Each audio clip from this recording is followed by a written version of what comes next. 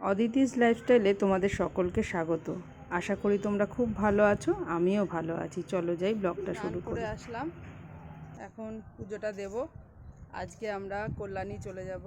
কল্যাণীতে কালকে ছেলের সিট পড়েছে পরীক্ষার, তাই আজকেই আমরা যাব। বিকেল 4টে ট্রেনে যাব, সেজন্য সকাল সকাল রেডি হয়ে নিই, তাহলে যাওয়ার সময় আর কি কোনো রকম ডিস্টার্ব হবে না।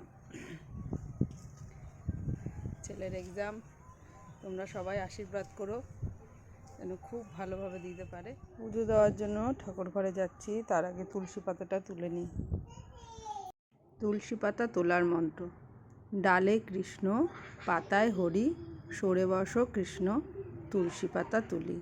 এই মন্ত্রটা 3বার উচ্চারণ করে তারপরে তুলসী পাতা তুলতে হয়। এই নিয়মটা আমি আগে জানতাম না।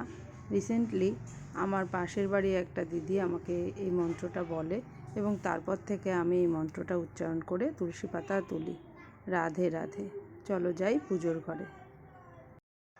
ঘর মোছা হয়ে গেল, এই যে ফ্যানটা চালিয়ে দিলাম, তাড়াতাড়ি ঘরটা শুকিয়ে গেল, আমি পুজোয় বসবো। তা চলো পুজো দিতে বসে যাই। নেক্সট ভিডিওতে আবার তোমাদের সাথে অনেক কিছু শেয়ার করব, সাথে থেকে।